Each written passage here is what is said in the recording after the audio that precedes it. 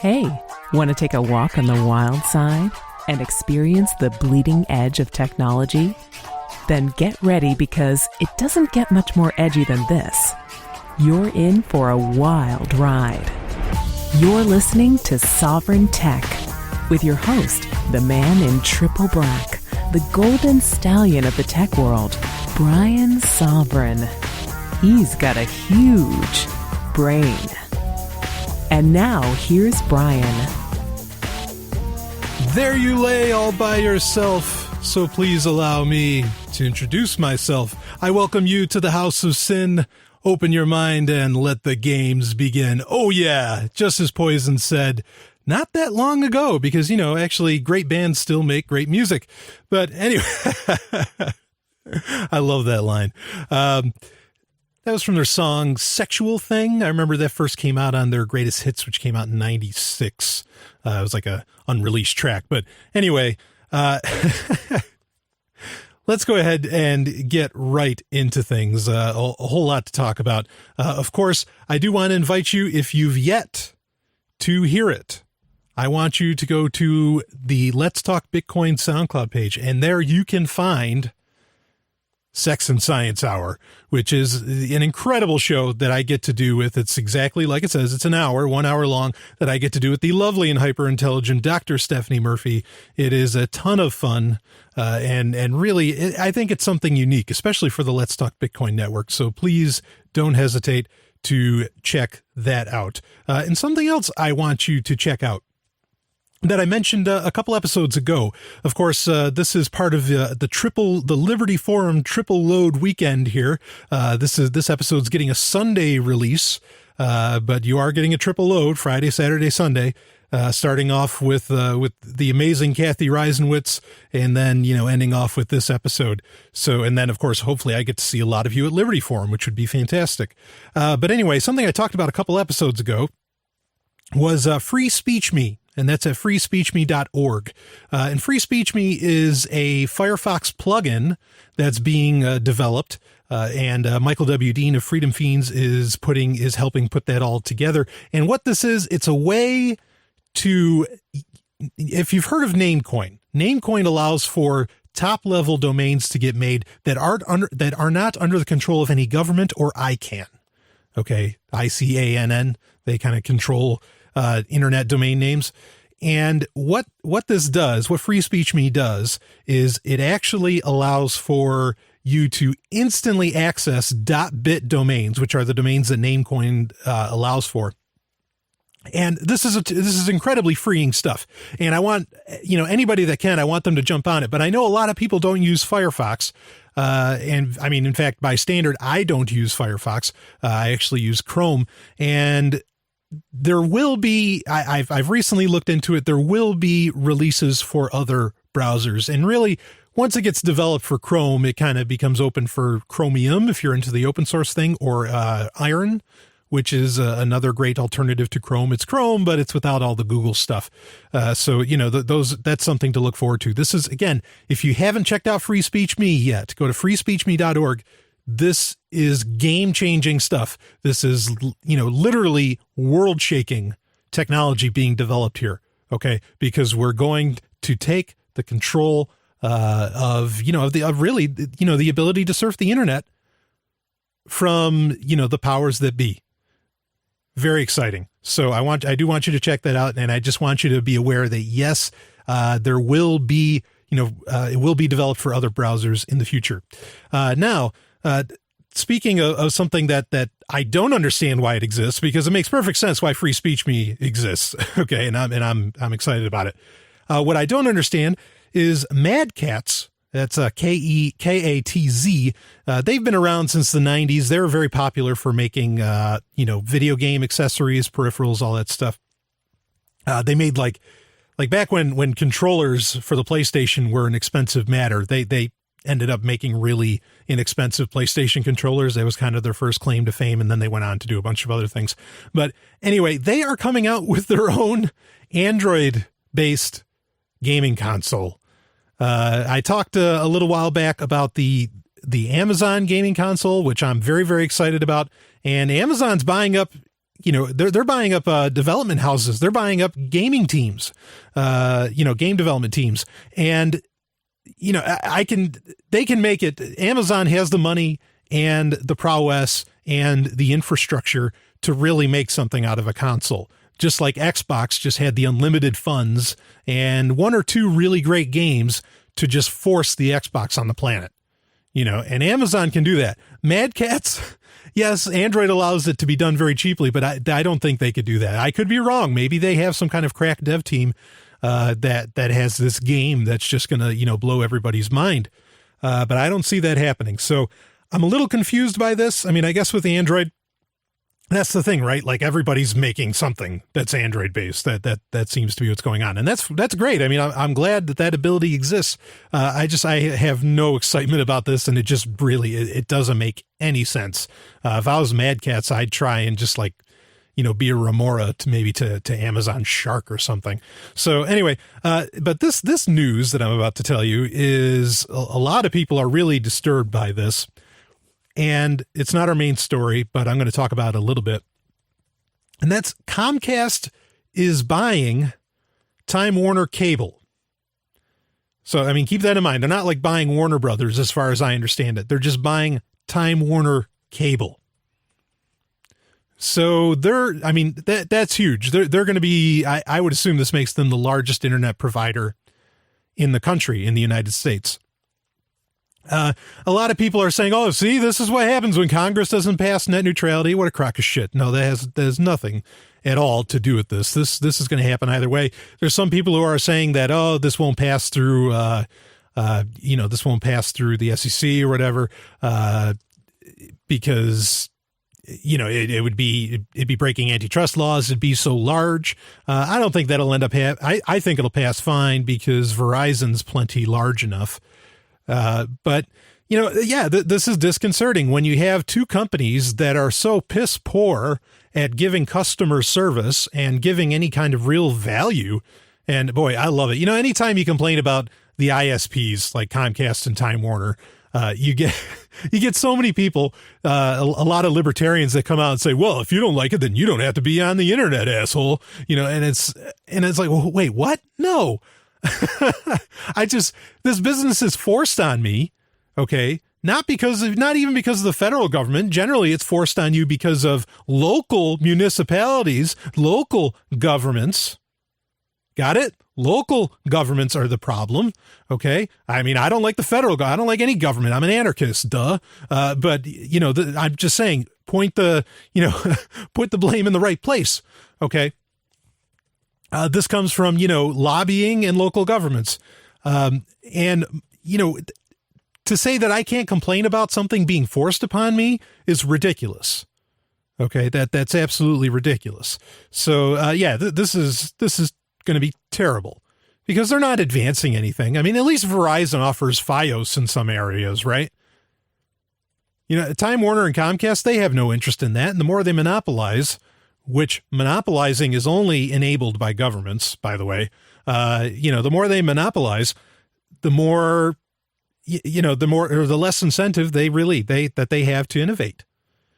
But fortunately, we do have one company that, at least, and this is our main story, that is willing to innovate. And admittedly, this is a company that has innovated, even though as of late, just like every other big technology company, they just buy up other companies that actually did the innovation and they act like somehow they're special. This being Google. And the story is from Wired, and it's most of the country Google developing internet that's over 1,000 times faster than yours. And that's actually in reference to 1 gigabit internet, which Google is one of the few that actually provides that. Which is a lot faster than 99% of what Time Warner and Comcast offers. Anyway, let's read on here. Most of the country is still waiting for the sort of super fast gigabit internet connections available in places like Kansas City, Kansas, and Chattanooga, Tennessee. But Google is already exploring the next thing.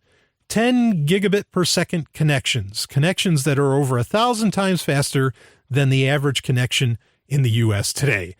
That is fast. Okay. I'll say real quick, one of the fastest consumer level, widespread internets available, or internet speeds available, I'm on the internets, it would be in Japan, where they offer 2 gigabit internet.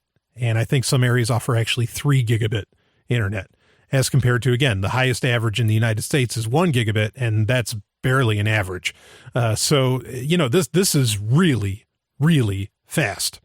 That's the word from Google Chief Financial Officer Patrick Pichette, who discussed Google's 10 gigabit experiment this week at a conference in San Francisco, as first reported by USA Today.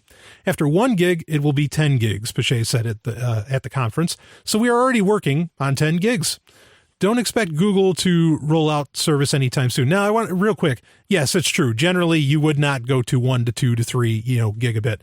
You would go from 1 gigabit to 10 gigabit, just like we went from, 10 megabit to 100 megabit. And then finally we went to 1 gigabit, which is 1,000 megabits. So yes, this is the natural progression. They're not just, flaunting here. That's generally how technology seems to go. But again, don't expect Google to roll out a service anytime soon. At Google, we're always looking to make our product better and keep pushing the boundaries of innovation. That's actually clever speaking from the spokesperson, because he's actually admitting we're not saying we innovate, but we do like to push the boundaries of innovation. That is part of our DNA, but we don't have plans to deliver 10 gig speeds in the near future. Even still, the Pichette shows that Google will continue to push for change in the world of commercial internet services, and timing couldn't be better. Yesterday, cable broadband providers Comcast agreed to purchase its biggest rival, Time Warner Cable, a move that would threaten the progress of internet services here in the U.S. Hopefully, Google can keep entrenched players like Comcast in check, not only by encouraging them to increase speeds, but by pushing them to treat all traffic equally and not discriminate against certain content in an effort to boost the bottom line, which of course is a reference to net neutrality. Google rolled out its Kansas City gigabit in 2012, and since then, it has announced additional services in Austin, Texas, and Provo, Utah. Although this Google Fiber program has spurred some activity from traditional internet service providers like AT&T and CenturyLink, competitors have mostly been slow to follow Google towards super fast connections. Instead of competing, the broadband industry has started proposing legislative roadblocks to prevent new competitors from entering their turf. Last year, Time Warner Cable CFO Irene Estevez said that customers didn't even want faster internet speeds. Where does she think? What? Meanwhile, Verizon has halted development of its new fiber optic internet service and is focusing on wireless services instead of fixed line services. Google Fiber's expansion pushed CenturyLink to announce gigabit fiber services in cities like Omaha, Nebraska, and Las Vegas last year, but it's not yet clear how many neighborhoods will ever be reached by these services. For many cities, creating community broadband services is a more attractive option than waiting for the major players to get their act together. The public electrical utility in Chattanooga, Tennessee, built the nation's first gigabit internet service in 2009, and since then, a few other municipal fiber services have sprung up. But in some states, there are legal roadblocks to creating such new networks. See? Even Wired admits it. And as more communities think about picking up the slack for corporations, the more roadblocks we can expect. Legislation proposed by cable company lobbyists in Kansas, for example, would not only make it nearly impossible for cities to offer their own broadband services, but would likely prohibit public-private partnerships like Google Fiber as well, according to Ars Technica. Discussion of the bill has been postponed while its authors discuss how to make it perhaps a little less broad. Meanwhile, in Utah, legislation has been proposed that would prohibit cities from offering internet services outside their own borders, the Salt Lake City Tribune reports. There's certainly a downside to Google muscling its way into the internet service business. The company already has access to an unfathomable amount of user data through its search, email, and map services. But the upside is that the company has the money to fight draconian laws that would protect incumbent providers that are, in the words of Bernstein research analyst Craig Moffett, almost comically profitable. The real question is how Google will treat non-partners, such as small players and municipal networks. Google Fiber remains more of a lab for Google to test the potential of ultra-high-speed internet and not a core business, even though Google chairman Eric Schmidt has hinted otherwise. That means it's in Google's best interest to fight legislation that would restrict municipal broadband networks. For now, anyway. We're going to talk about Google a little bit later in the show, too. But for right now, Google's not the only company that's offering this sort of thing. They're like in San Francisco, and this is what makes it look so bad, is that if you go to San Francisco, you have a lot of options, or other parts of California, you have a lot of options on what internet service provider you want. And and quite a few of them offer great speeds and actually great privacy services. Like Sonic.net, I think is a very popular one that the EFF ranks really, really high. It's not like there's this massive conflict in these big cities where, we got to figure all this out. No, it's already been done in other cities and there's no problem.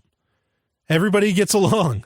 All these companies are just fine. Okay, well, you offer it, I offer it, we offer this price, that price, and then it becomes a matter of finer things. Like I said, Sonic.net has really great privacy,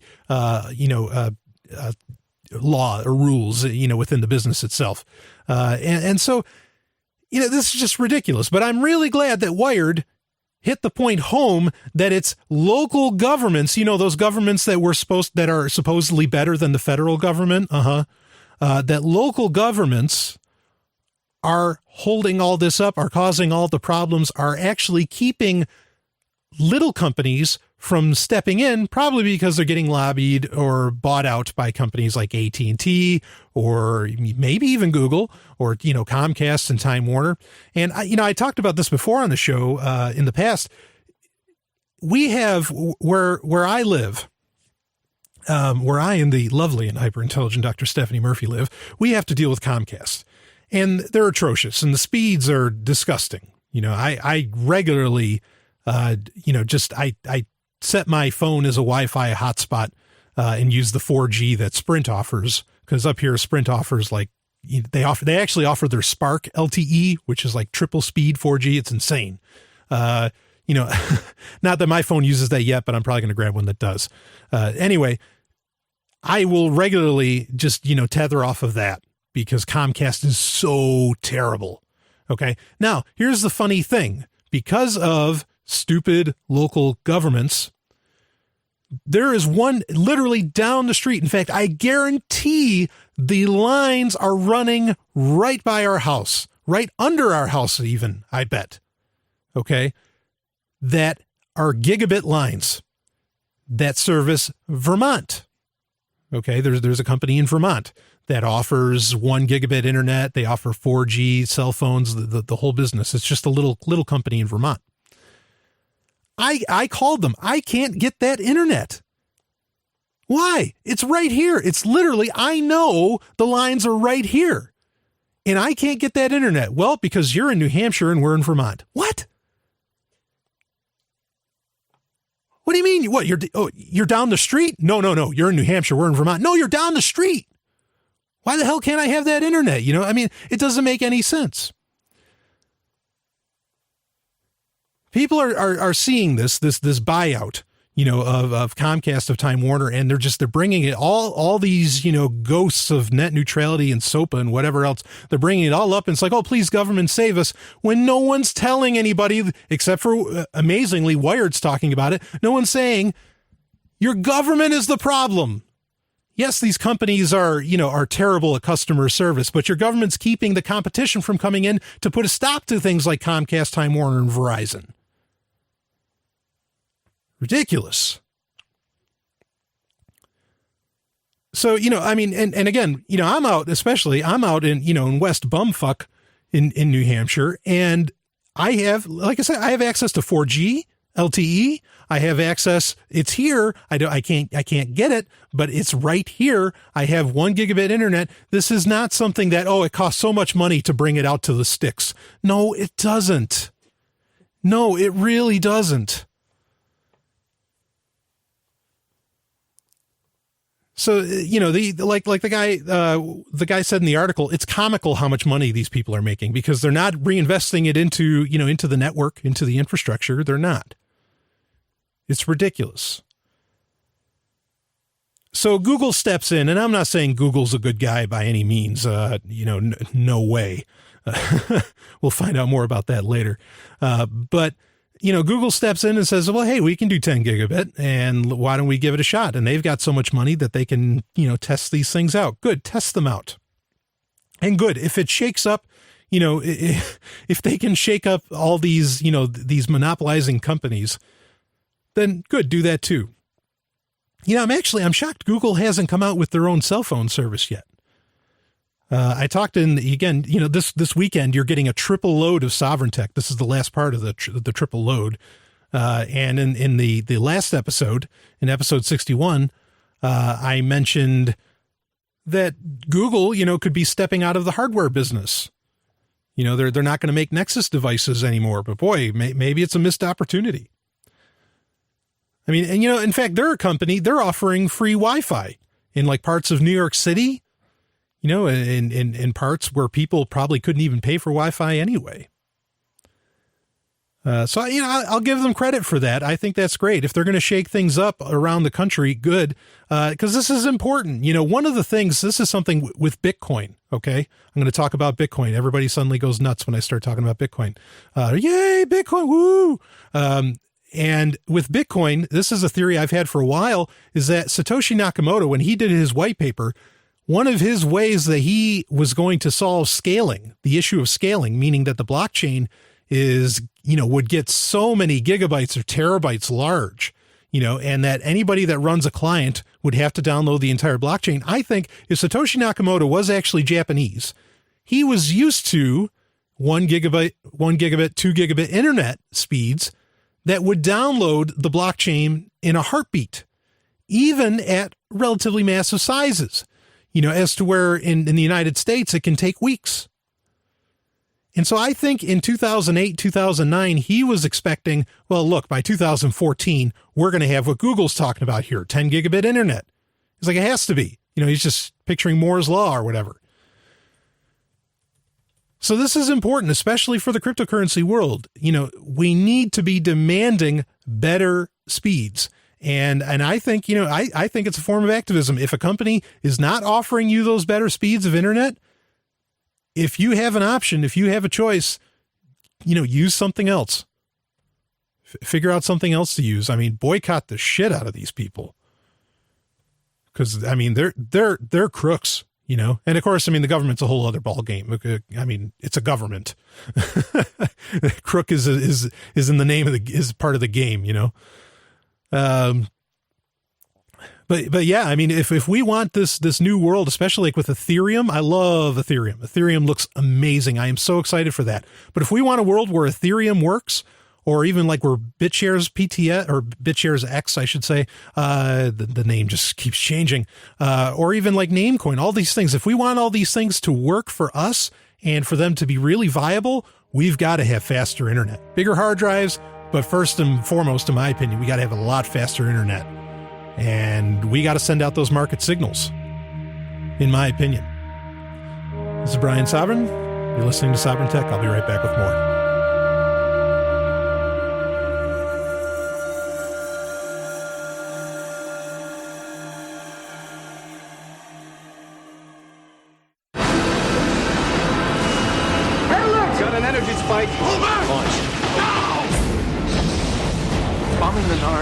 Stone Age wasn't enough for you? Then we heard it. The sound of something terrible being born. This is madness. Station 3 to Commander Ivanova. Centauri have launched a full-scale assault. Time is coming on! It's our turn now! 2 million tons of spinning metal, all alone in the night. A world where empires rise and fall, where dreams are born and die, where war and hatred are challenged by love and faith. In the third age of mankind, an age plagued by an evil empire that seeks to destroy humanity. It is our last, best hope for peace, for victory, for freedom. It is Babylon 5. Babylon 5 is available for download on your favorite torrent site. See it now to experience the greatest show in television history, Babylon 5. Tech Roulette. Want to play? It is Tech Roulette, and I always want to play Tech Roulette because I love to interact with you. I really do. I've met so many great people through this show. I say that all the time, but it's a fact. I've met great people, and I'm honored by that. I'm absolutely honored. And, real quick, I got some great feedback from some people about a recent picture that I took. I actually took the picture with my Chromebook, which is amazing because I was testing out the Chromebook has their camera app updated, and, the Google camera app for Chromebook, for Chrome OS. And I was testing it and it has a timer. And so I was like, yeah, let's try out some shots. And I took this one picture where I got a new Bitcoin hat from Get to Know Bitcoin. I think it's gettoknowbitcoin.com. And a great hat. I have a hard time finding a hat that actually fits me because I have a huge brain. And it fit perfectly. And so I took some pictures with it. A lot of people really liked it. And so if you notice on the podcast, suddenly the Sovryn Tech picture has changed. That comes from that little personal photo shoot I did. And I got such a great reaction from the picture. I was like, yeah, this way people can put a face to the voice. And so I put that up there. So don't worry, that's totally normal. Yes, that's a picture of me, and that is the new Sovryn Tech logo. Not that the logo part of it really changed much. Anyway, so yes, you can email me, sovryntech@riseup.net, or you can get in touch with me. If you have a SoundCloud account, you can actually message me on SoundCloud, which I love that, to have everything, right there, especially for the show. Of course, you can also direct message me on Twitter or get in touch with me on Twitter. And if you want to make accounts for both of those and you have accounts, you want to give me a follow via on SoundCloud or on Twitter, or I also have Instagram, please, you can find the links for it all in the show notes, and please do. That would really help the show out. It's a nice free way to help out the show. Of course, also you can share the show if you like it, though I understand, and I'm not judging or, it's okay. I get it. Why some people don't want to share this show, because it can be, when you name a show Sex, NAMECOIN, and More Sex, and that's the title of a show, that's not exactly something you want showing up in your family's Facebook feed, right? I understand. So anyway, let's get into the Tech Roulette. This is a great story from a listener, and they wanted my opinion on it because I regularly complain about marketing schemes and marketing tricks and things like that. And I think they felt that that's how I would react to this. So let's read it. It's from Engadget. And we're kind of peering into the future here, which is really exciting, because this has to do with iOS 8 and the iWatch, the fabled iWatch. And the title of the story is Apple's iWatch and iOS 8 are reportedly fitness focused. We still don't know exactly what Apple's long-rumored smartwatch is or what it's called. Yes, iWatch is probably right. But a report today from 9to5Mac posits a whole heap of new information. First, the wearable works in concert with HealthBook, a new internal app intended to track various fitness, steps, distance, etc., and health metrics, blood pressure, heart rate, etc. Second, it looks like HealthBook, at least currently, is a crucial part of iOS 8, and when paired with iWatch, or whatever it's called, the two are able to monitor several other pieces of health and fitness data. That's in quotes. It's unclear exactly what that means. Like its name, HealthBook is apparently pretty similar to Passbook, and you'll be able to swipe through various cards with health information. Of course, none of this should come as a tremendous shock, though it's all still firmly in the rumor bin. Word of Apple working on a wearable has been floating for quite some time, and it's past the point of coincidence. Between Apple hiring wearable electronic engineers, meeting the FDA regulators about mobile medical applications, that might be a key thing here, and the competition already staking a firm claim in the nascent smartwatch market, no one following the tech news beast should be shocked. That's to say nothing of the dedicated chip inside Apple's latest iPhone, to say nothing of the dedicated chip inside Apple's latest iPhone. Regardless, with nothing officially announced just yet, we've reached out to Apple for more. And the chip they're talking about is the M7, which is going to be in the new in all the new iOS devices, I would assume next year or in the following year. And some of the highlights of what the M7 can do, continuously measures motion data, has an accelerometer, gyroscope, and compass. And it says it enables a new generation of health and fitness apps. So, I mean, it makes sense that this is exactly what Apple is doing. Now, what are my thoughts on it? I have two thoughts on it. One is, okay, because there's two ways this can go. One of them is kind of conspiratorial, but I'll get into the certainly the logical and certainly accurate one, in my opinion. And that is that it's, this whole fitness thing. Now, Apple's not new to this. Okay. You had Nike Plus for iPod. You've had that for almost shy of a decade, where you had a little device that you could put in your shoe or your sock, whatever, and it would give you, it could kind of time your music with it. It'd give you certain data about your run or whatever. So Apple's not new to this. If anything, they kind of started this whole thing. But the fitness apps and like all this gamified stuff, which I've talked about before, it's all nonsense, and it's all a marketing trick.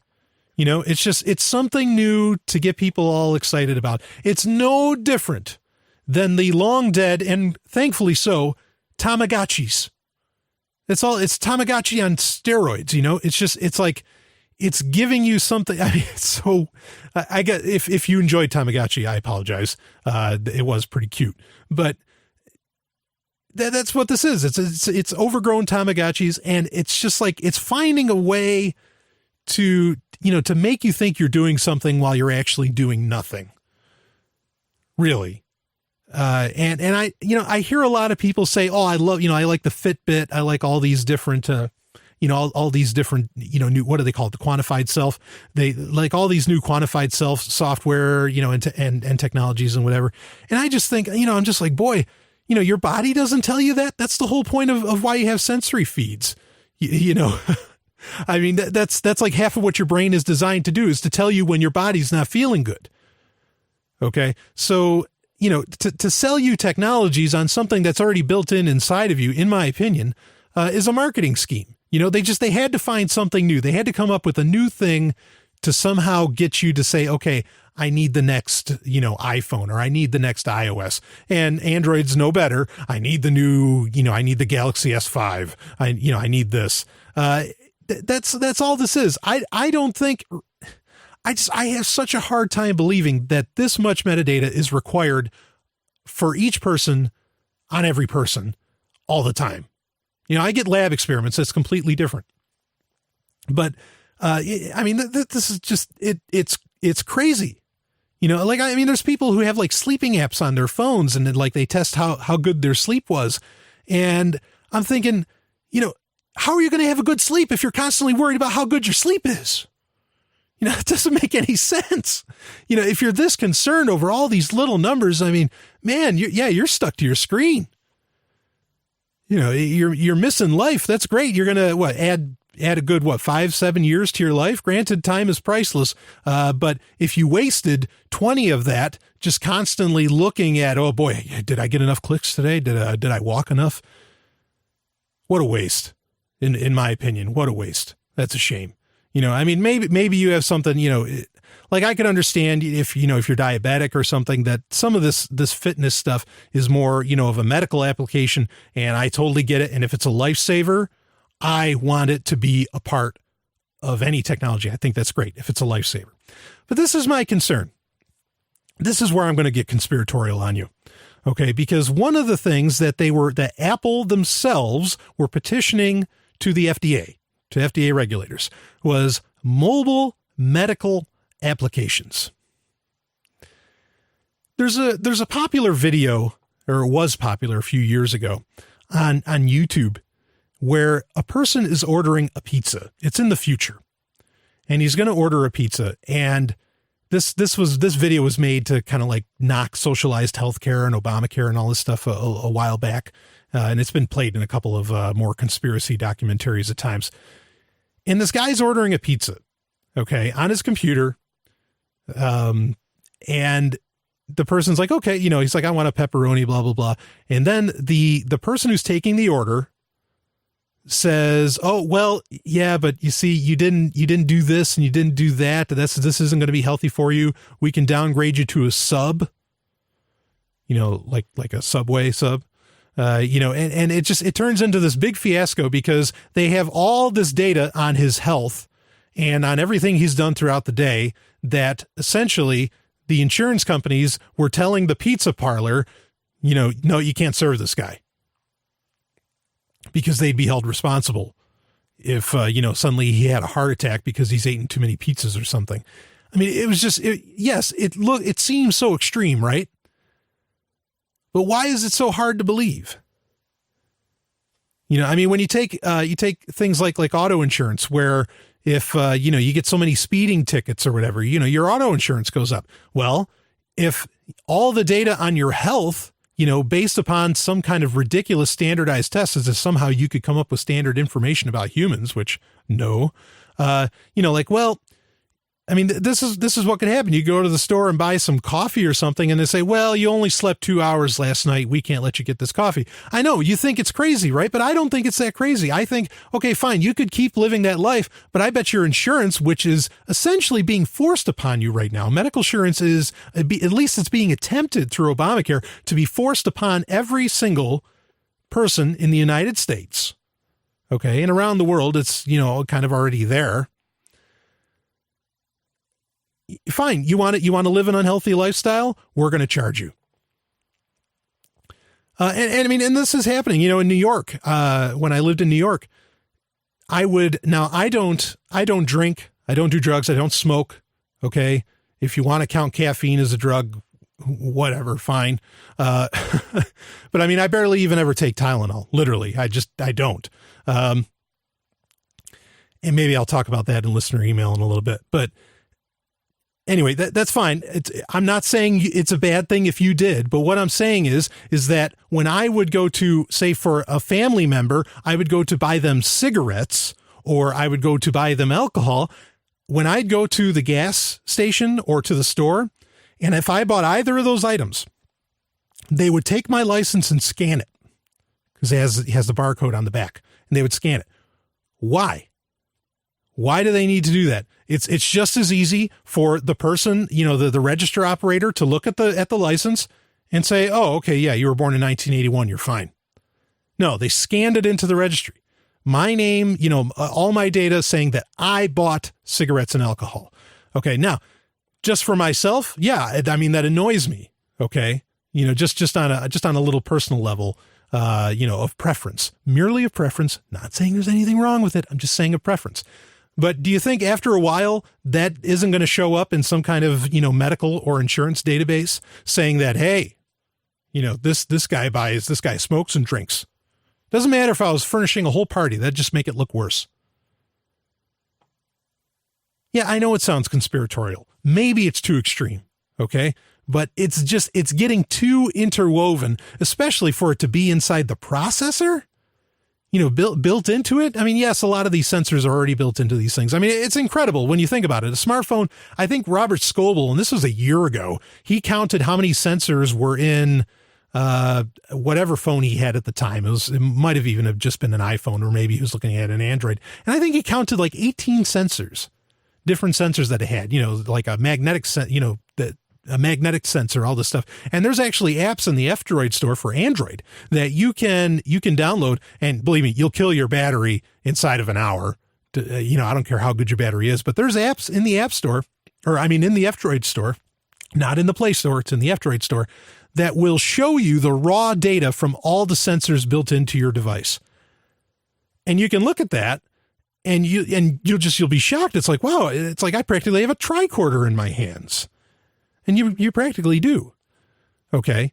So there's so much data being transmitted and so much that can be noticed. It's really, it's admittedly kind of scary, but at the same time, it's kind of cool. It's sort of making you transhuman, right? That's all right. So look, I understand how this sounds conspiratorial. Okay. But all this stuff is getting built in, and like some of it just has no real value to people. Now, I hope all it is like with Apple, and I certainly think this, if this isn't all of it, it's definitely part of it. It's a marketing gimmick. It's a scheme. It's like, let's see what other useless technology we can sell to people and make them think that they're getting something really, really advanced. And I hope that's all it is, but I do have that sinking suspicion that, that insurance companies, that this is how they're going to, raise rates on you, or they might even decide what kind of medical care you can actually receive based upon, how you lived. I mean, this is no different. In fact, this technology getting put in place and being used by legislatures and insurance companies is no different than when in New York they try and ban sugar. It's the same idea. It's just in reverse. It's it's just another type of preemptive, health care. Okay. This is just like how CVS won't sell you cigarettes. Not that I have a problem with CVS not doing that, but, I'm just saying this is very, very similar to that, in that, it's not that conspiratorial is what I'm saying, is that it's kind of happening. People are forcing you to be healthier. And if you choose not to be, there can be ramifications of that. I mean, what I would give, I mean, it didn't really happen, but what I would give for in New York City for someone to be, like smuggling Coca-Colas, into the city, that'd be hilarious. So, this is setting up the infrastructure for that, to where maybe, if they could actually pass the law, they could actually really enforce it. Because now, okay, yeah, I mean, because that's kind of the thing, right? Like with the police state, again, I'm going kind of full conspiracy here, but what the hell? That's the thing with the police state, right? Is that, well, they don't really have the manpower to control all of us. That's absolutely true and comforting. Okay. But if they know exactly what you're doing, all the time, be it drinking a Coca-Cola, because I mean, hey, I talked about it on this show. They're going to have apps where your refrigerator tells you what's in the refrigerator. So they're going to be like, holy shit, he's got 5 pounds of liver in there. We got to stop this guy. He's out of control. It's sadly not that outlandish to think that someone would come up with that idea. Okay. And so if you can target people and you actually know where to apply the pressure, then no, they don't need millions of police officers. They just need to know where to put them. Okay. So again, I know I'm going full conspiracy. It's the New World Order, Oh my God. And obviously I don't believe that there's a New World Order. Not outside of Hulk Hogan and Kevin Nash and Scott Hall anyway. But I can't see. What I hope is that the marketing trick doesn't work on people. There was already the last iPad that came out and the iPhone 5S. A lot of people, and we'll see this year how this works out. A lot of people were saying, okay, this is enough. The iPad 2 works great. I don't need to be buying a new iPad every year. This is now Apple's just greedy in a bad way. Same with the iPhone 5S. People were saying that. And of course, every other company, believe me, I'm not just picking on Apple here. Hopefully people will stick to that and they'll see this and they'll say, what are you selling me? This is a joke. If I want to eat Doritos all day, I'll eat Doritos all day. And I'll be back with more. This is Sovryn Time.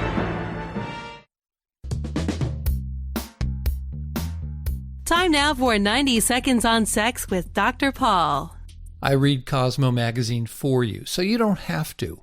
Besides, it gives me a break from reading studies like the effects of smoking on the plasma testosterone level and erectile function in rats.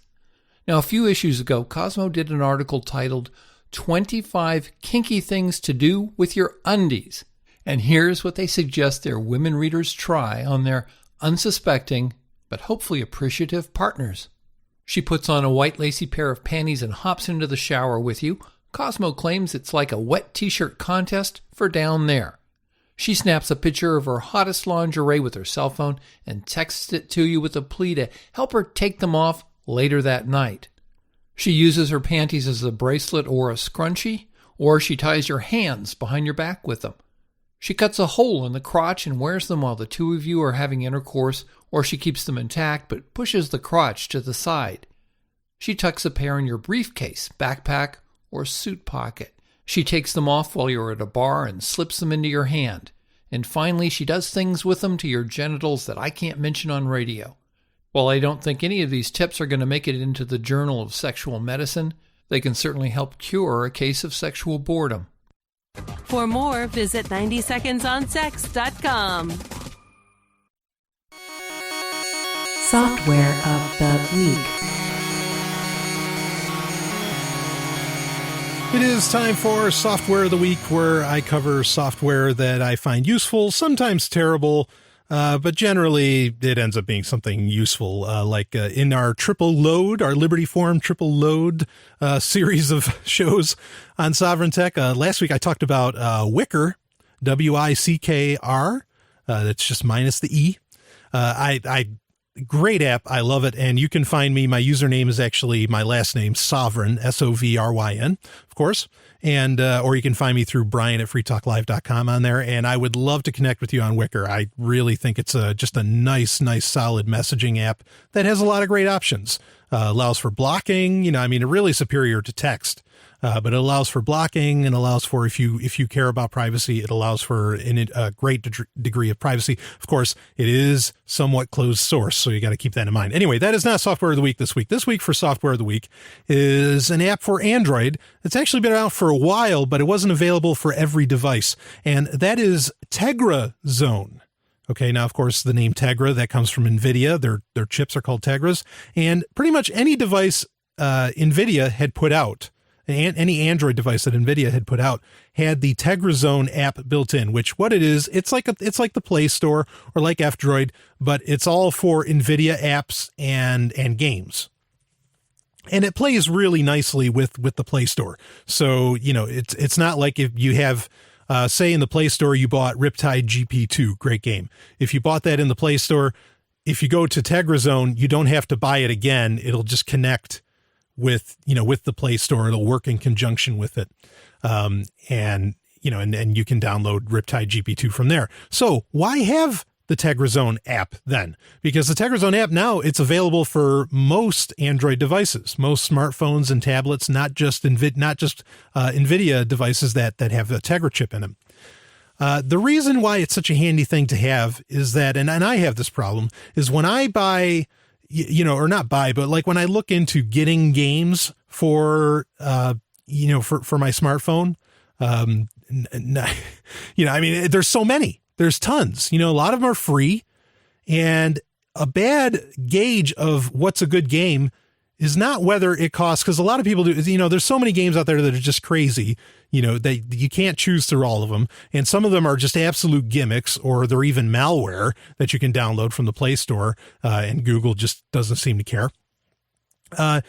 When you look at these games, just because a game costs money doesn't necessarily mean that it's a good game. But a lot of people, that's the feedback I've gotten from people, is that, well, when a game costs, $1.99 or $6.99, I expect it to be, a top quality game, as to where sometimes, they're downloading something that's just atrocious. And I don't mean, how good a game is can be subjective.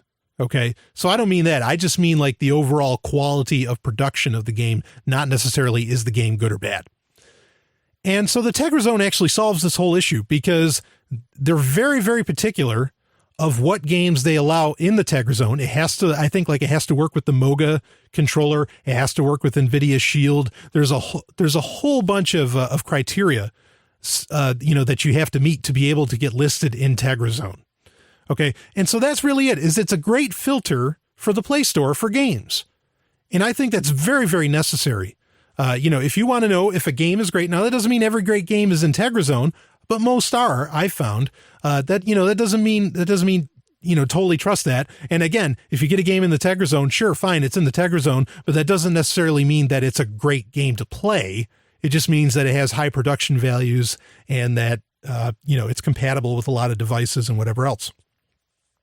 So treat TegraZone. I recommend downloading it. You can actually get some achievements with it by using it, achievements that work within Google Play Games. Just treat it like a filter.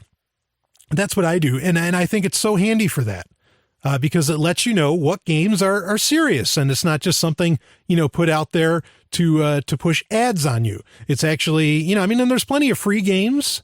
There's multiple price points on there, and it just makes things so simple. And again, it connects right to your Google Play account. So, yes, you're adding an app for something that would seem so simple, but I think it's really important because the Play Store, you can't, their metrics can be skewed pretty easy. Okay. So if you want to, find out what games are really, really good, just grab the TegraZone app. Again, it works on most Android devices now, not just NVIDIA. And I found it really handy. Great filter. I'll be back with more. This is Sovryn Tech.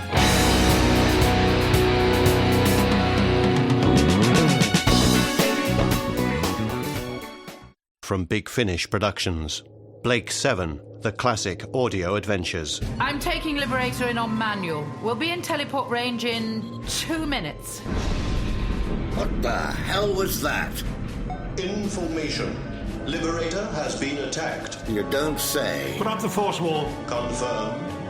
Message to all ground commanders. Initiate the final phase. Let's crush these rebels once and for all. My name is Avon. cYwaOU. cYwaOU. Our hostage arrives, which you may be unnecessary. As a hostage, it's nice to be superfluous. You can go to Blake7.com to find more of the new adventures of one of science fiction's greatest masterpieces, Blake 7, at Blake7.com.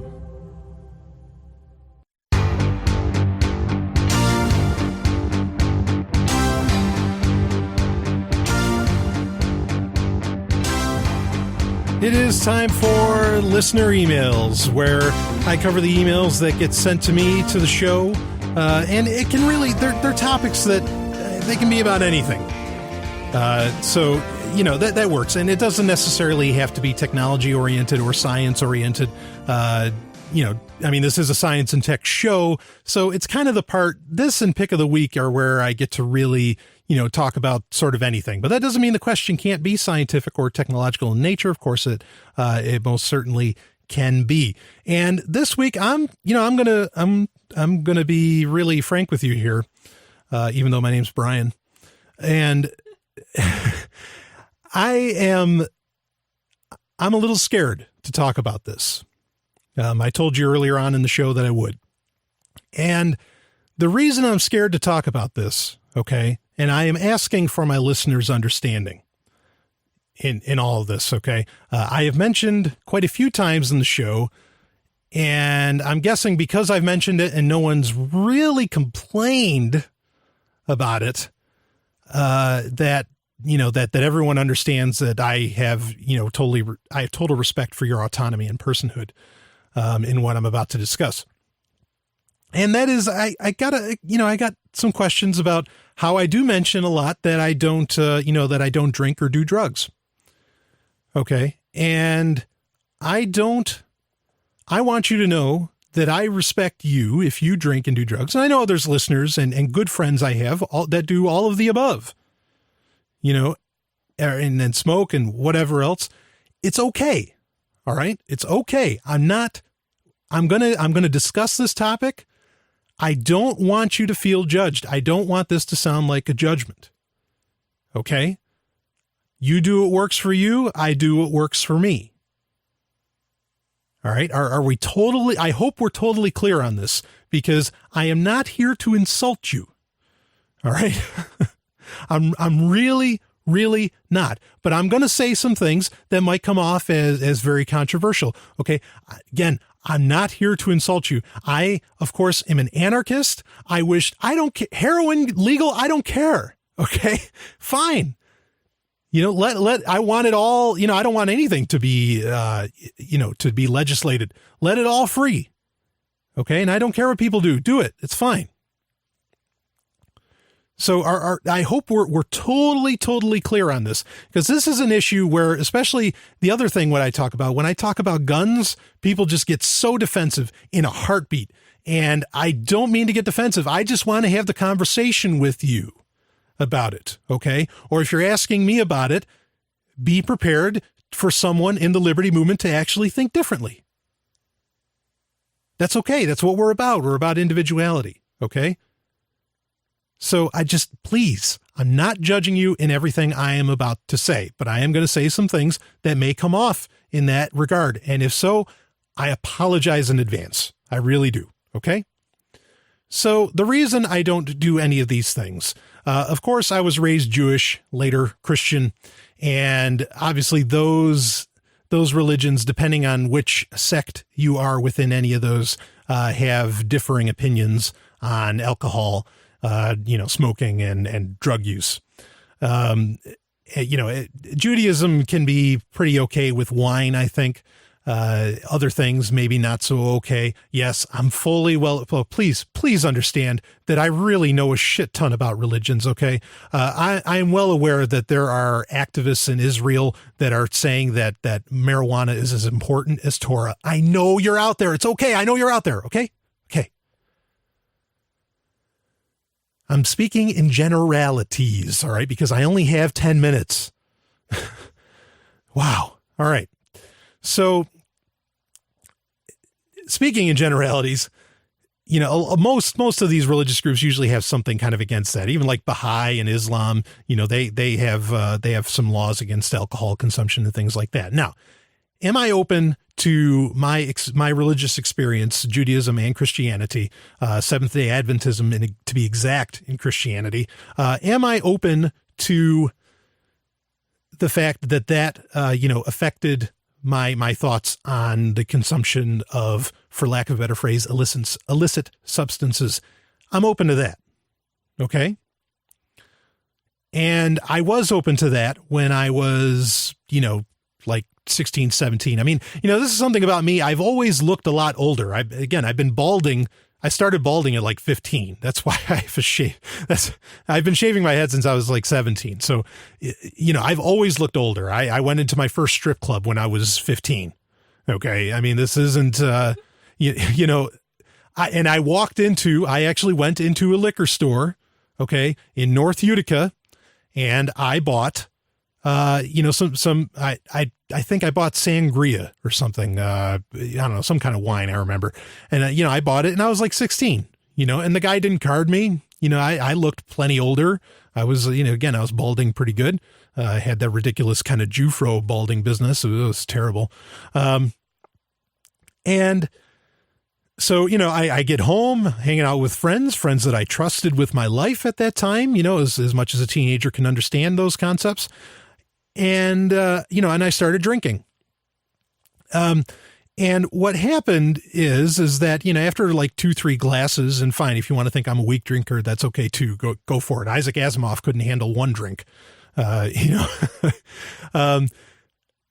happened was I actually went to the refrigerator to grab, oddly enough, that we were mentioning earlier, I went to grab some pizza, and I reached for the handle of the refrigerator and my hand missed. And I freaked the fuck out. I was like, whoa, wait a minute. This is not good. How can I mean, it was so simple. And like I reached again, I missed again, and I'm just like, this is crazy. I am not, I don't have, I didn't have control.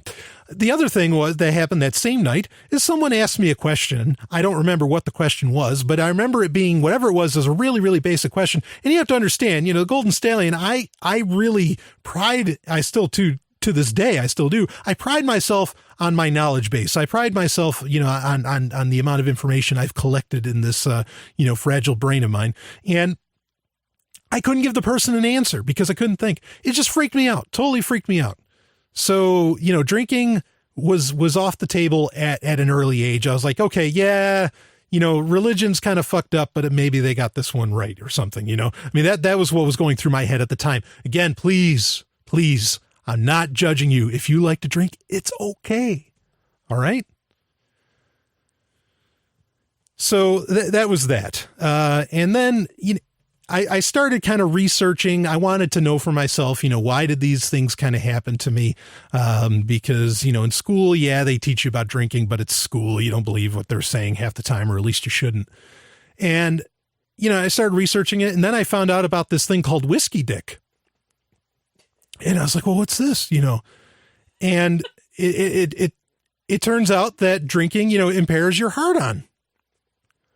I read that, and you think I was terrified when I couldn't open the refrigerator or when I couldn't think of an answer to a question. I mean, to say I freaked the fuck out is an understatement of the century. I was positively terrified. And I remember at that point, again, I'm not judging you. I'm not telling you don't drink. I am expressing why I don't. Okay. Got it? All right.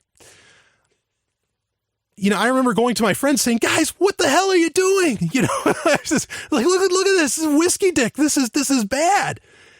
And then, then I find out smoking can do the same thing because it can damage blood vessels, with your boner. Okay. Then speaking of boner, then you find out about stoner boner. All right. Stoner boner is that, and this is actually getting more and more research today, that marijuana can kill your sex. Now, of course, a lot of people will say, well, you're having such a good time, you don't care. And if it's all about the good time, it's about the good time. Yeah, I understand all that. But you've got to grasp for me how important sex is and like how it's the one thing I really love to do. And for me, anything that's going to ruin that experience, because it's not just you. Okay. I want to please the woman I'm with or perhaps the party I'm with. And so, I want to perform at my best. This is no different than an athlete. Why doesn't this person eat carbs, or why doesn't the person do this? Well, they have a level of performance that they want to keep up. Drugs and alcohol kill that performance. Scientifically, it's being shown. Maybe it's not exactly proven. I'm sure someone's going to email me and say, see, no, it's all fine. It's all fine. One thing people used to always tell me is that, and maybe there's some truth to this, I don't know, that, smoking marijuana, can cure eyesight or something, or it helps with cancer. Look, believe me, I am totally on board with medical marijuana. I'm not against any of this stuff. You understand? I'm not being against any of it. Okay. Are we, I hope we're clear on that. That I'm not judging you. I'm just telling you why I don't do it. Okay. And so, I know like the thing with the eyesight thing, but look, I'll wear glasses. I look better with them on anyway. It's all right. I'd much rather wear glasses than be floppy. Okay. And that's how I feel on it. Now, here's the parts where I'm going to get kind of controversial on you. Okay. And that is that I will admit that I, at times, I'm not saying I'm right. I'm not saying this is true. I am sharing with you my deepest, darkest thoughts. Okay. We're connecting. I wonder if marijuana was legal, how many libertarians would there be? I wonder, with a lot of these drugs, I wonder how many people would care if there was a state or not. That thought has crossed my mind. And I'm not going to say much else on it. And if you want to email me, we can have a very nice look. I get hate mail all the time. Okay. I'm very cordial with people. I'm very, very nice. I understand what you're saying. And I can get where a lot of people are coming from. Okay. I'm not going to snap at you. All right. I'll save that for the state. Okay. But I wonder about that. Okay. So there's one question for you, and maybe no one's ever had the guts to say it. And I'll admit I was scared to say it, to ask that question. The next thing I want to talk about is alcohol. And this is something where, I have a great rapport with my listeners, and I'd like to hear from you. And I've searched Google far and wide for this, and I'm trying to find the real reason why people consume alcohol. Not where they're at, where they're at a wedding and they have a glass of champagne, one glass, in a toast. I'm not talking about that. I'm talking about, going to bars, all that stuff, having the good time. And I haven't admittedly, I haven't really found the best answer. The answers I find are so that you can loosen up. And I think one has to, and I'm just speaking for myself. If it required a drink for me to loosen up, I would think there was, for myself, not talking for you, I'm talking for myself. I would be concerned there was something wrong with me. Because it's like, wait a minute, why can't I just have fun? Why can't I just loosen up? And then there's some people who say that, I like who I am when I drink. So you hate who you are? The rest of the time? I haven't heard it. And then, and of course, the easy one that a lot of people put towards me, because some people actually, they try to convince you to do these things. When I don't mind if they do them, go ahead and do them. I've been around plenty of people that do this stuff. It's okay. It's all right. There was a time where it was kind of weird for me. I remember the first time I saw Kevin J. Anderson, the author. I was at a dinner, with him, and I saw him just get hammered. And I was like, what? And then Harlan Ellison's across the table, and he's having a great time. He's got 4 women around him. And anyway, I'm not going into that. The other thing that the people will try and tell me, it's like, well, I do it for the flavor. And it's like, when you contemplate like margaritas and all these other kind of drinks, the levels that people go to make alcohol taste good should be pretty damning evidence against the idea that it's something that's like flavorful. That's kind of a reason for it. If you really like the taste, hey, you like the taste. But I don't know. It's got to be one hell of an acquired taste. I tried, and I've tried this stuff. I tried different beers at one point even, and oddly enough, the only beer I thought that tasted good. Again, this is all me. This is all my opinion. Okay, it's just me. The only beer I thought that tasted really good was the low carb Michelob Ultra, and I wasn't a low carb guy at the time. I think my sister was trying to go low carb, and so I was like, oh, well, let's see what this is like. So, I'm open. I want to hear, and I will talk about it. I will talk about it on this show. I love everybody. Okay. I'm not here to be accusatory. I wonder about these things. I question these things. And yeah, where does it bottom line for me? Yes. The fact that it affects my sexual performance, I'm not going to touch it. I'm just not. I zero interest, in anything that causes that. And then if we're talking about, I'm not calling anybody addicts or anything, but maybe some people would call me a sex addict. I hope we all realize that that's bullshit. Not that I'm a sex addict, but it's bullshit that's a real thing.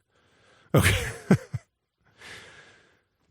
So I'm open to the emails. You can email me sovereigntech@riseup.net. Again, I'm not judging anyone. I know how some of what I just said and some of the questions I asked come off as judging. I am sorry. Okay. But I am having an open conversation with you. That is the point of Sovereign Tech, is that one of my main goals is that this is completely uncensored.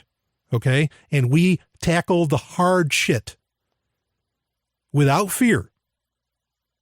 Okay. You don't judge me. I don't judge you. It goes both ways. So anyway, I hope that gives you some insight and maybe some things to think about. And please email me. I'm dying to know,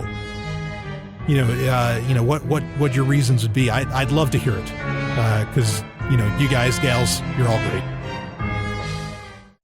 Hey, Brian, what's that funny sticker over your laptop webcam? I was trying to spy on you while you were in the shower, but now I can't. See, that's why I have it. And it's from EFF.org. EFF, what's that? It's the Electronic Frontier Foundation, totally donor-funded organization that fights for internet freedom, privacy. Wow, that sounds great. So EFF.org, I support internet freedom and privacy, and maybe you do too. Yeah, and you can support them with Bitcoin. The Electronic Frontier Foundation at EFF.org.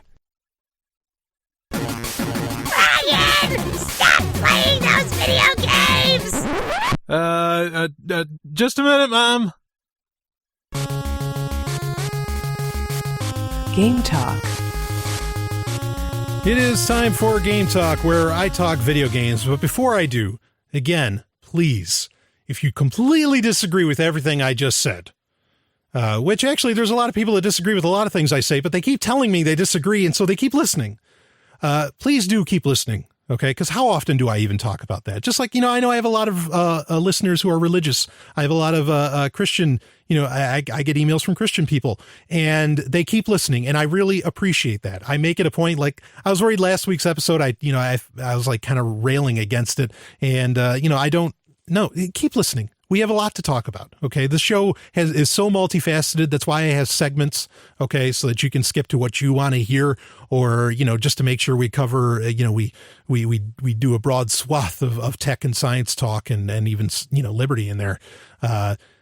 So, do keep listening. I hope if that really turned you off, let me know, okay? And we can talk about it. So anyway, let's get into Game Talk. Got an interesting story here from The Guardian. And this is from Keith Stewart, and it's an older. This is an old story. This is from 2007, but it raises some really good points that I think are relevant. Just who is playing who in ARGs? Now, what's an ARG? That's an augmented reality game. Okay. Typing the movie title Bourne Ultimatum into Google brings up an enticing promotional offer as the first result. Join in the ultimate search for Bourne, it demands. Bourne Ultimatum, of course, that's the movie's Jason Bourne that Matt Damon made very popular, this trilogy, and then there's some other Bourne movies out there now too, but great trilogy, actually. Enjoyable, I should say. Join in the ultimate search for Bourne, it demands. This is an alternative reality game, or ARG, developed by media company Big Spaceship for Google and Universal Pictures. ARGs are platform-agnostic interactive experiences that use websites as well as text messages, phone calls, and other media extensions to engage players in a sort of virtual scavenger hunt. Participants use services such as Google Maps, Google Translation, and YouTube to decode clues and enter sweepstakes to win glamorous prizes tied in with the movie.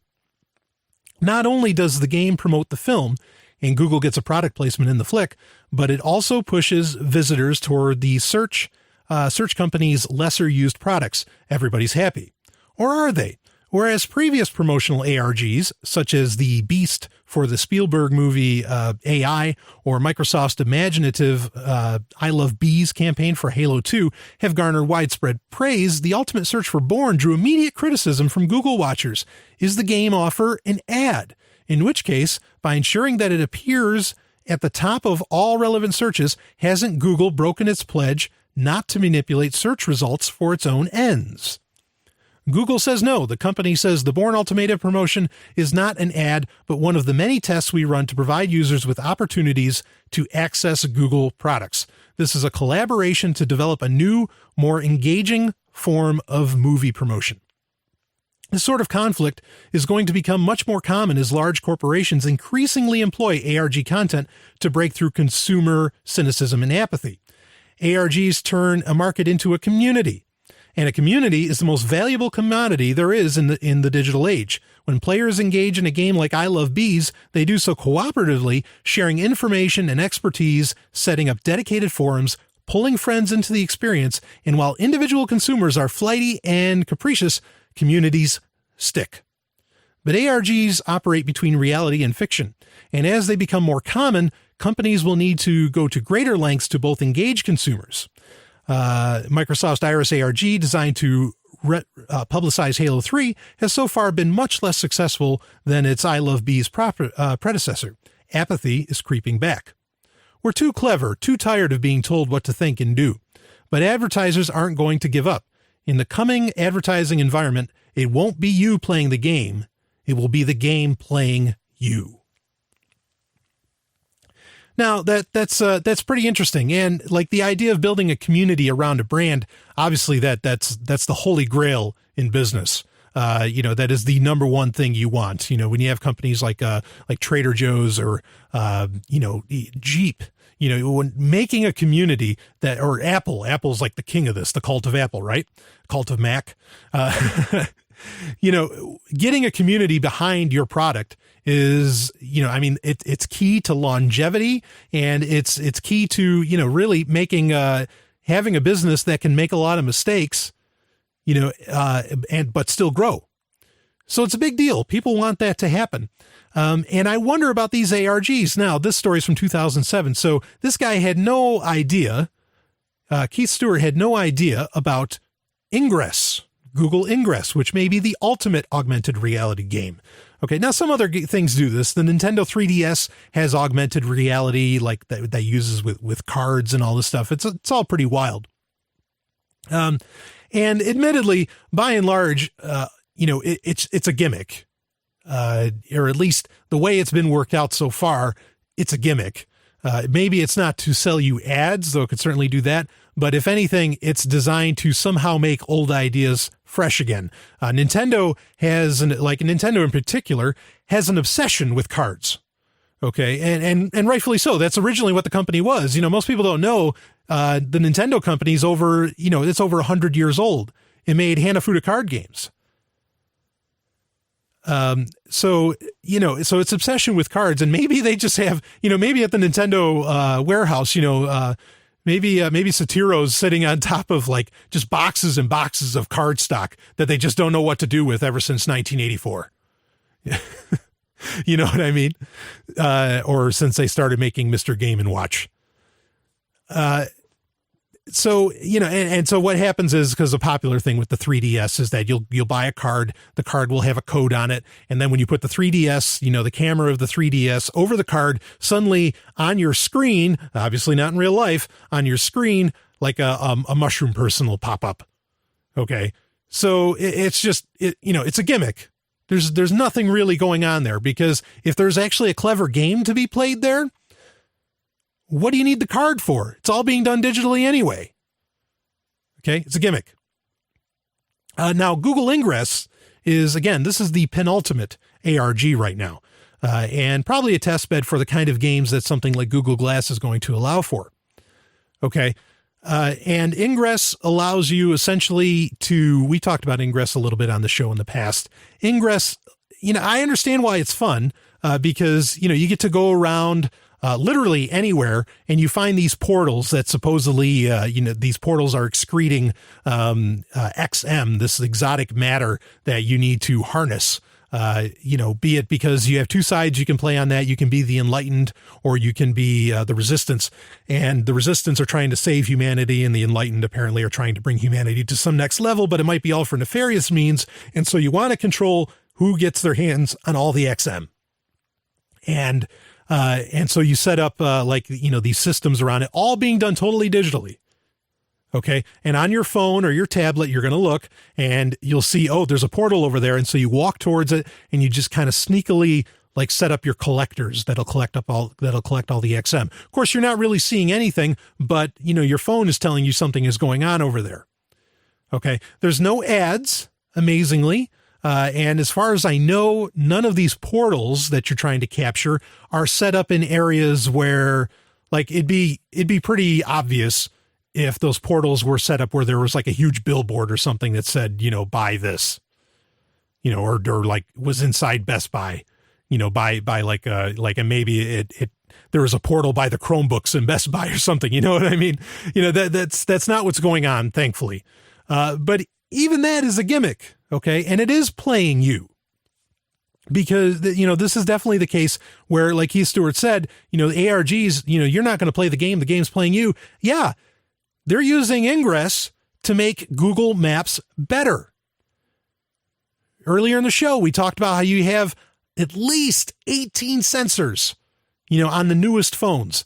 It's probably more now. Okay. You have all these different sensors that you're just walking around with, and all that data, Google can use for whatever various reasons, or, at the very least, they're using it to make Google Maps better. So yeah, you're getting played. And they made a community out of it too. I mean, this is Ingress in particular is one of the first games where a lot of people are saying, that it's a lifestyle game. Now, this has been tried before, not with ARGs, but with something more real. Remember laser tag? Laser tag in the 80s, early 90s, came back for a little while in the aughts, in the mid aughts. Laser tag was supposed to be that, where you would just wear this little device and, the guy would come behind you with the gun, fire, and, it could happen anywhere. Okay. And Ingress is just, taking that to the next level, but because of augmented reality that smartphones and tablets and probably Google Glass in the near future allows for, it's made it all seem just a little more real. And the storyline's so clever. There's this grand conspiracy going on with the enlightened and everything. All of it just seems, like so good that, yeah, you can really, really get into it. And I'm not saying that that's a bad thing. I'm just saying, understand the game's playing you. Okay. You're not playing the game. I mean, if you're getting enjoyment out of it, of course. Okay. You get value out of it. Value is subjective. Okay. So, if you get value out of it, fine, then it is. But just understand what the purpose of that is. Google is not saying, yes, we would like you to have a good time. No, they're saying, yes, we want, we want the best map system, that the world's ever seen, or whatever else they actually want. Who knows? Maybe it's all just to make Google Plus better, which they just keep trying. So are these things going to grow, become more prevalent? Yeah, I think so. It's going to be tough. Google Glass is really what's going to make a lot of this be able to happen, because, the storyline that Ingress has going for it is really, really pervasive. And I think if you mimicked that storyline and you didn't add some kind of like really interesting game mechanic, you're just going to be seen as a copy and people will keep playing Ingress. But, I don't think it'll be long before you're getting advertisements show up right dead center on your eye from Google Glass while you're playing an ARG. They're playing you. Tonight, Knight Rider crashes into your living room. I don't believe this. Well, you'd better believe it. A lone crusader for justice drives this crime crasher. The world's most fantastic car. And together they can do just about anything. After all, we're only human. Don't press your luck. And now, buckle up for action with the fastest show on television, Knight Rider. See Knight Rider online today. And now back to Sovryn Tech. Wow. Oh. It's a website of the week. It is time for Website of the Week, where I cover a website that sometimes is either good or, sometimes it's bad. And you know what? This is going to be one of those weeks where I've got a website that's absolutely atrocious and offensive to me, and really should be to, or I would imagine it would be to anyone. I shouldn't say should, but this website, it's a blog website. It's a very controversial one. But I think people, I would recommend people check it out. Okay. And it's called returnofkings.com. And what this is, it is a site for a group of people that I have talked about in the past that does not encapsulate all men. It does not encapsulate all men. Holy shit. I'm not talking about all men. I am generalizing MRAs, men's rights activists. This is like their premier website. And I want you to see, because, something that men's rights activists bring up against, feminists. And believe me, there's some crazy ass feminists out there, the ones that say, well, all penetration, is evil. That's the patriarchy, or that all sex, with a man is rape and all this stuff. I mean, these are just outlandish claims. Okay. But I want you to see that, hey, it's not like the MRAs are a bunch of logical human beings. Some of these websites or some of these stories that get written on here are unbelievable. Things like short hair is a sign of a deranged woman. What? In fact, One of the staunchest people against, I think, feminism was against popular feminism was Ayn Rand, right? She had short hair. How'd that work out? 5 reasons. How about this one? This is great. 5 reasons why domesticated women are superior. Let's keep going. Let's see. Promotion of female bi-curiosity is damaging to straight men. Bronies, the men who love My Little Pony, are losers. How's that? A simple tweak to help you crush women and life. And this is one of my absolute favorites. How the pardon of Alan Turing is an attack against male heterosexuality. Pardon me? You want to defend that article? Send me an email. You know what? That might be the one time where I won't be so nice. If you want to send me an article saying, yeah, Alan Turing fucked up men. Are you kidding me? You wouldn't have Google if he wasn't here. You wouldn't have that blog. You wouldn't have this blog. This wouldn't exist if there wasn't a Turing computer language. Fucknut. Anyway, and then you say, well, they're just trolling. No, they have great articles about Edward Snowden, actually. They really do. I'm being quite serious here. They also have the 10 most important principles of leadership. A lot of this is interesting stuff. But then read the crazy articles on there. And you know what? You're going to get a litany, a list, a mile long of people saying, that's right, motherfucker. That's how you do it. You tell that woman how it is. And, take the red pill and all this stuff. No, they're dead serious. Go ahead. You tell me why I should be standing up for men's rights. Oh, yes. How the pardon of Alan Turing is an attack against male heterosexuality. Good. Attack it. There's nothing wrong with being gay. Ridiculous. Returnofkings.com. Please go there. Tell me how such a wonderful blog it is. Hey everybody, it's Stephanie. I am the Sovryn Tech producer, but did you know I am also a voiceover artist? Yes, it's true. I make audiobooks, commercials for your business. I narrate explainer videos. Pretty much any audio project that you can think of, I'm probably willing to work on it, or I have worked on it in the past. And if you want to hear some samples of my previous work, or you want to find out a little bit more about what I do, then I encourage you to check out my voiceover website, which is smvoice.info, smvoice.info. Now back to Sovryn Tech. Hacker Stories. It is time for Hacker Stories, where I talk about security issues, or I talk about some of the real heroes on the planet, man or woman, hackers, because there's plenty of both in that realm. Nico Cell. Go down the list. Anyway, Violet Blue. I mean, it just goes on and on. Before I do, I want to, I'm just sure somebody's going to email me and say, look, that website's a joke. That it's all meant in humor.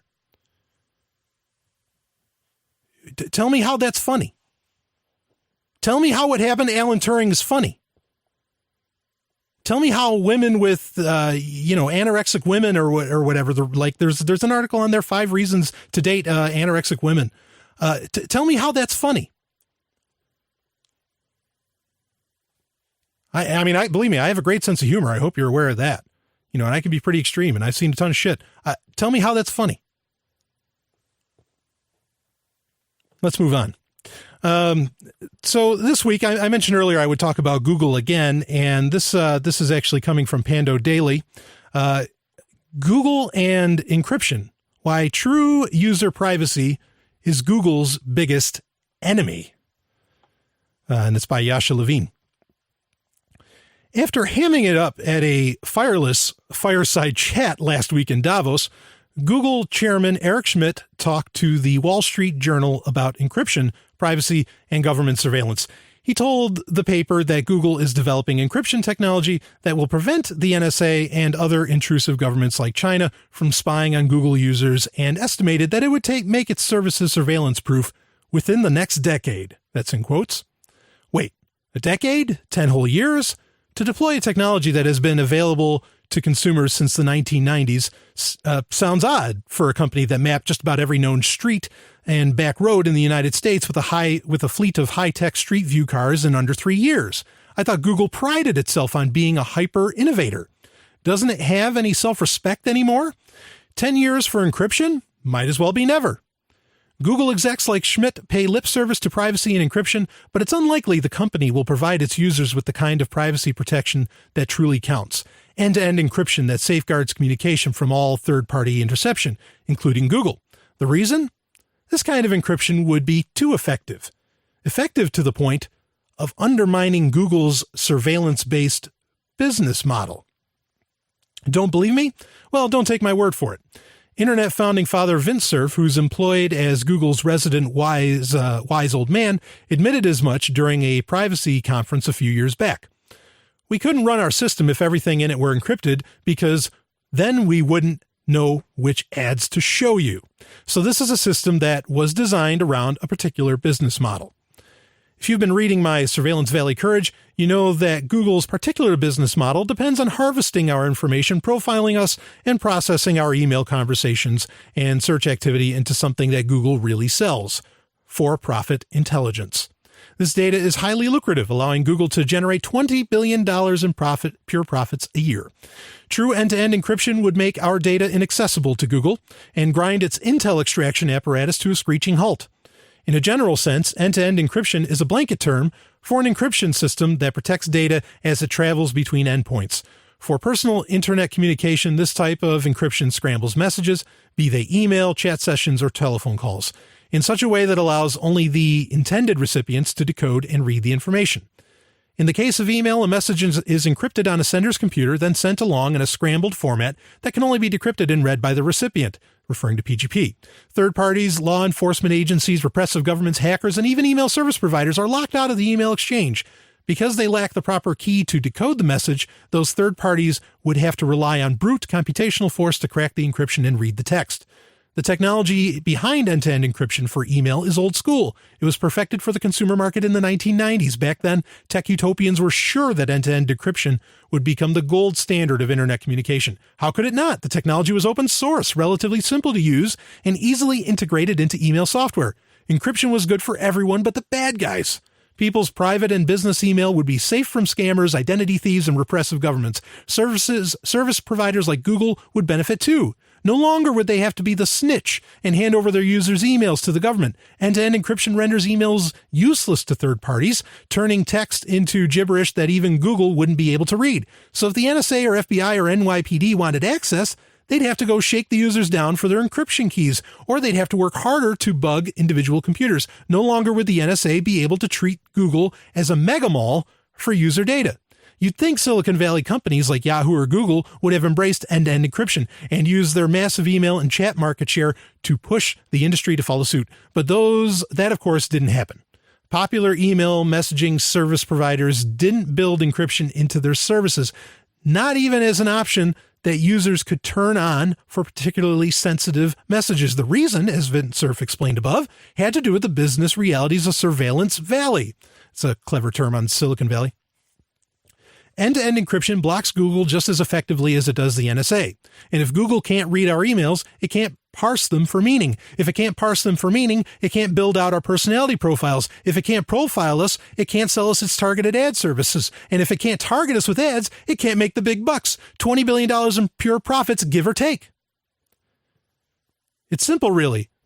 Probably the best explanation of the inherent incompatibility of privacy and profitability hardwired into Google's business model comes from ACLU's Christopher Sovryn. Now you may ask, well, why are these computers not protecting our privacy anymore? And the answer is that it's very, very difficult to develop privacy protective policies with the current business model of ad-supported services. So as an example, many in the privacy community would like companies to deploy encryption, right? If the data is encrypted on your device, if the police sees it, they cannot get any of the data. Unfortunately, it's very difficult to monetize data when you cannot see it. And so if the files that I store in Google Docs are encrypted, or if the files I store in Amazon's drives are encrypted, then they are not able to monetize it. And of course, we have all seen the ads on the right-hand side of a Gmail window.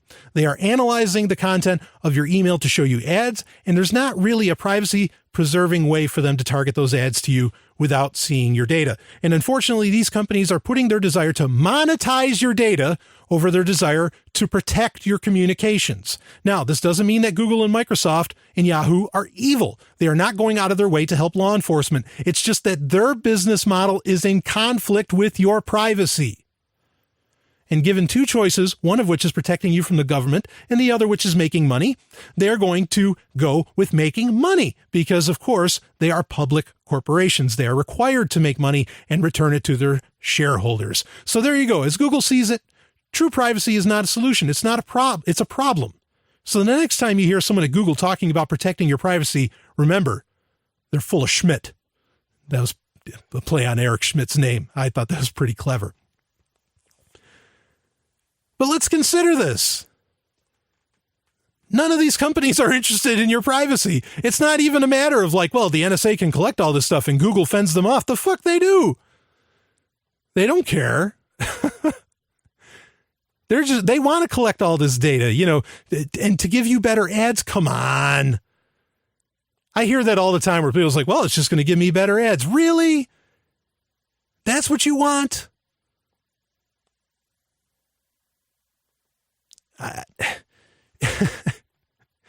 You know, I understand. Okay. I get it. People need to make money, you know, to move on, and that this is the business model. So, you know, we need to keep this in mind. Okay, though, that they are not interested at all in your privacy. Now, some people are going to say this. They're going to say, well, they are interested, you know, in my privacy. It's just the government's like forced them to give that information away. Okay.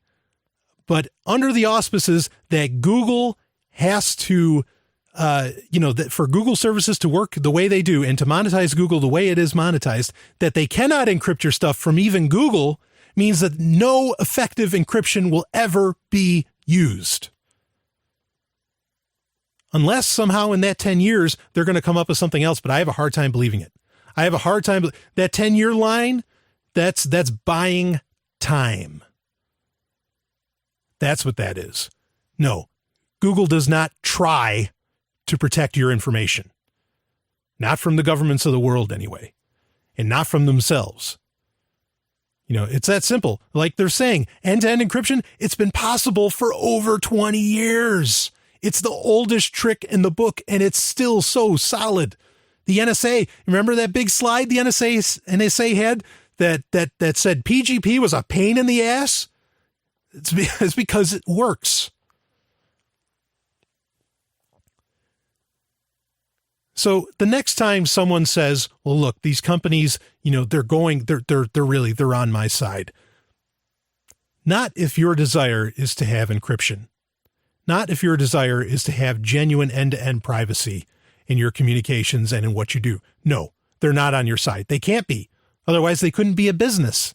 It's not possible. It's in their DNA for you to not have an encrypted, you know, private online life and even now real life.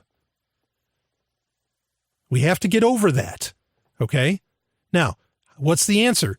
So, you know what? Actually, the answer, and this is pretty revolutionary, I think, the answer may not be to come up with better encryption technologies, as much as I like things like Wicker and all this stuff, you know, that's coming out now. Or, you know, whatever silent, you know, like Black Phone and all this. It's not to do that. It's we need to find other ways to monetize companies that can do what Google does. Maybe we need to walk away from all these new technologies, all this new privacy stuff. Look, I think an encryption economy is coming. There's no doubt about that. Okay.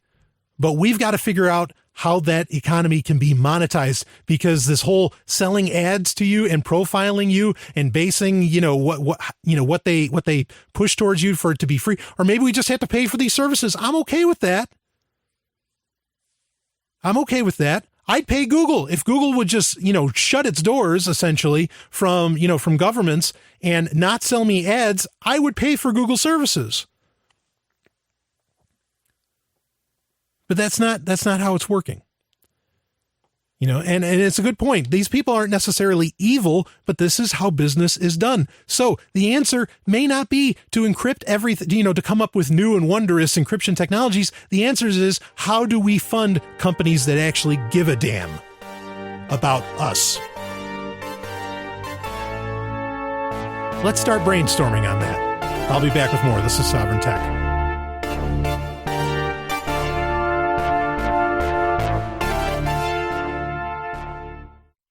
What does freedom mean? Tune in to LRN.FM to find out. LRN.FM is the Liberty Radio Network, a collection of live talk radio and podcasts, all coming from a principled pro-liberty perspective. LRN.FM show hosts aren't left, right, or conspiracy kooks. You can tune in 24/7 to LRN.FM via your phone, computer, satellite, and more. Listen free anytime at LRN.FM. That's LRN.FM. Would you like to play a game? Game of the Week. And it is time for Game of the Week, where I talk about games that kind of went under the radar. Maybe it's even an upcoming game. Just something that no one else is. I want to talk about games that no one else is really talking about, that you're not going to find on PC Gamer or Kotaku or on IGN or whatever. And I enjoy doing it. That's why I made this whole segment, because I'm a connoisseur in the video game world. You know who else is a connoisseur in the video game world? Boy, Ian Freeman. Man, that guy likes to talk video games, which that's fine with me. Anyway, this week's game, this is actually depending on what system you got it for, this is a brand spanking new game, at least on Steam. And it also came out for, you can get it for Linux, you can get it for Windows, and it's phenomenal. It's called Oniken, Oniken. And when I heard about it, I instantly posted it on social media and said, hey, the 1980s just called and they said your games suck. And so they sent you this. And a bunch of people saw Oniken and they said, I'm grabbing it right now. It's a platformer, an action platformer, and it is just tons of fun, and it has all the look, it looks like kind of like a Nintendo game. I mean, it's not like as bad as some of the early 8-bit titles, but it's got the Nintendo feel, the music's there, the cheesy story's there, all the goods are there.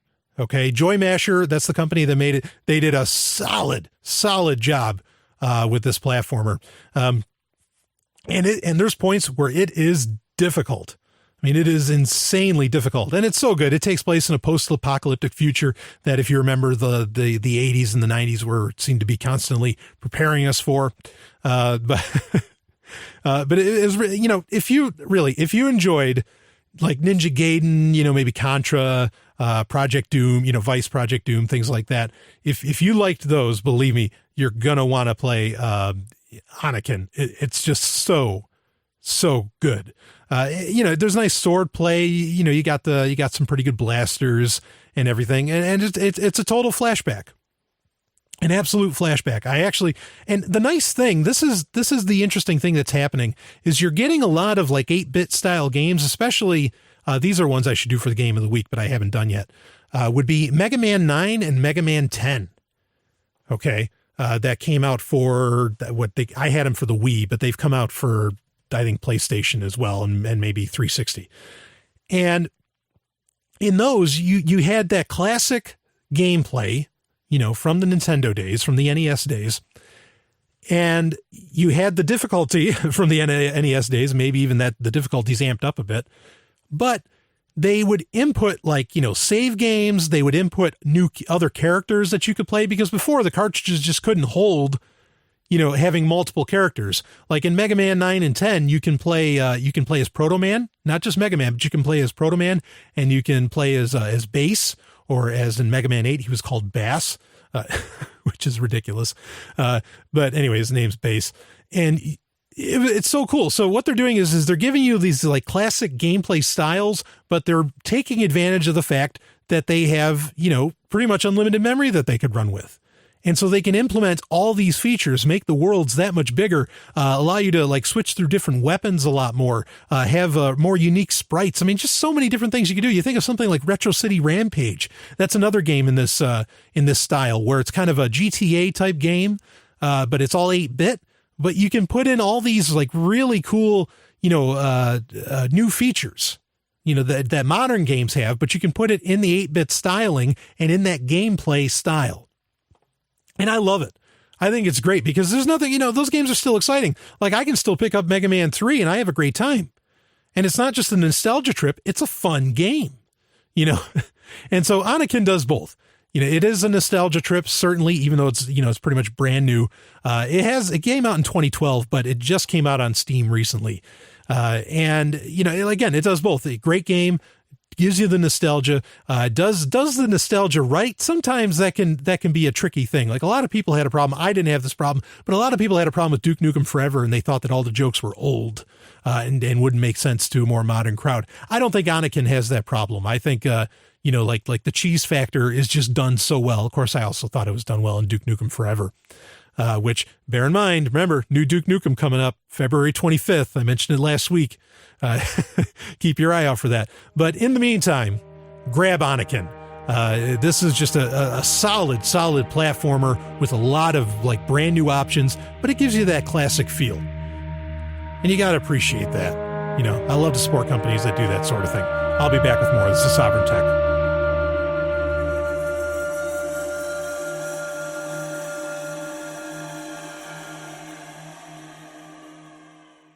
Do you have a business or product that you are interested in getting advertised to a largely U.S.-based audience on an award-winning podcast and radio show airing on hundreds of radio stations? Let Free Talk Live be a part of your advertising portfolio, because the world of audio never fades. Contact me, Brian Sovryn, and I can get an advertising package that will work within your budget.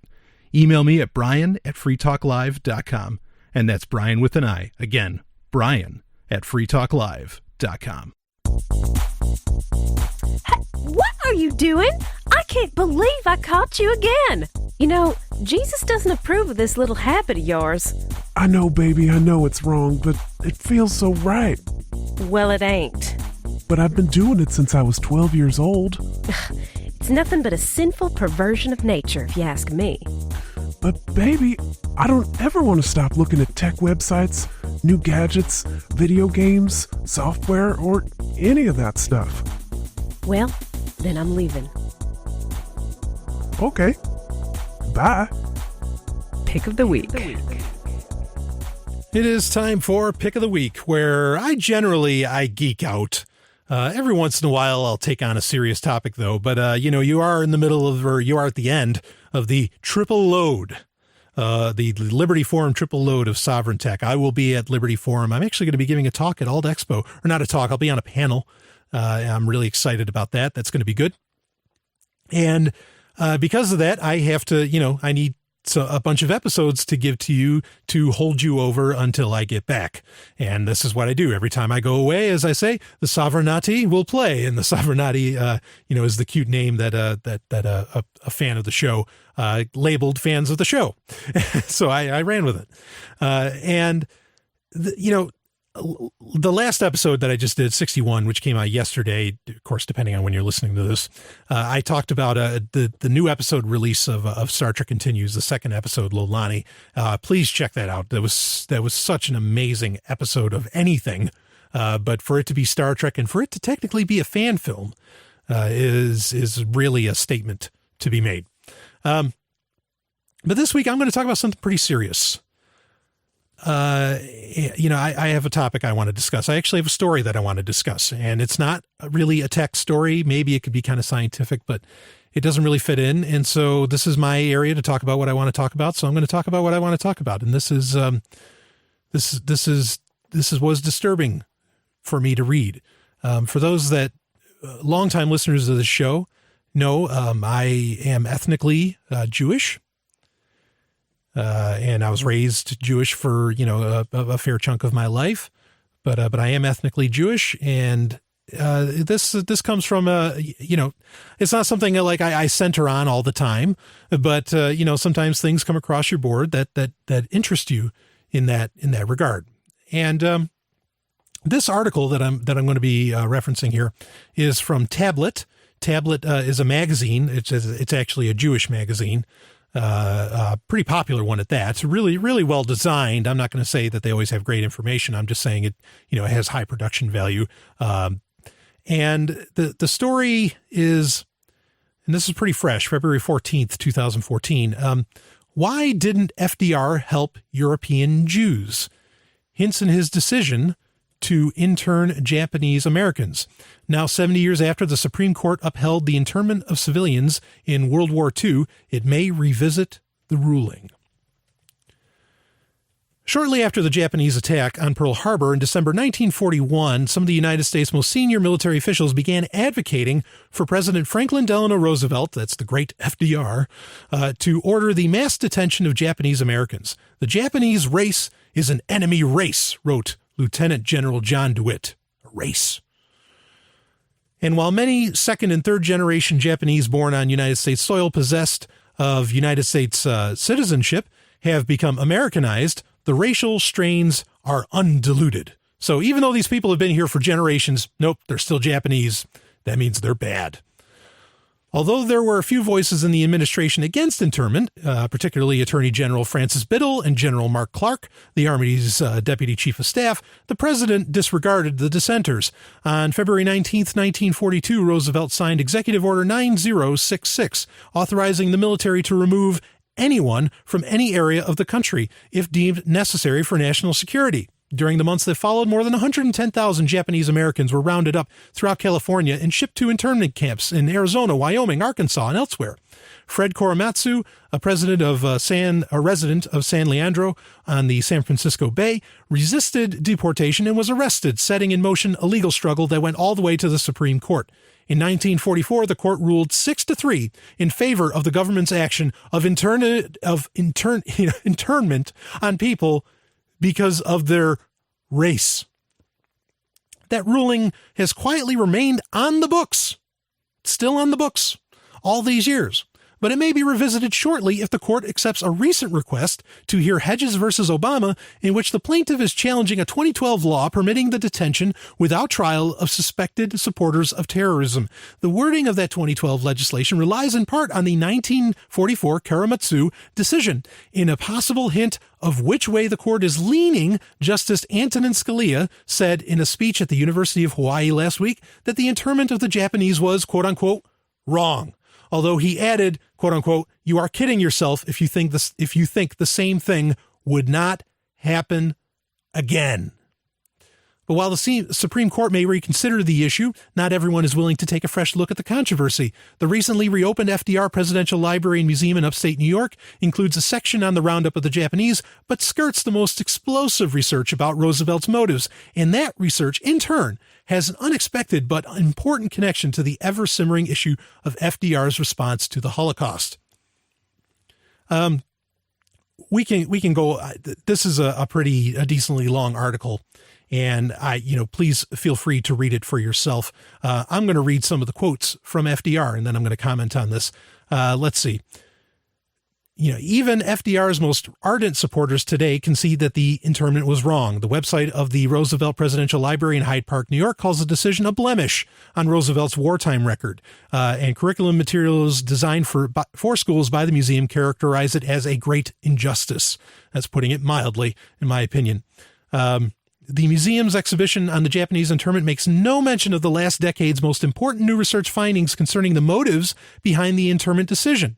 By order of the president, a critically acclaimed 2000 book by Greg Robinson, an American historian at the University of Quebec, revealed a number of incendiary articles about Asians that Franklin Roosevelt wrote in the 1920s. In those articles, the future president asserted that the mingling of Asiatic blood with European or American blood produces, in 9 cases out of 10, the most unfortunate results.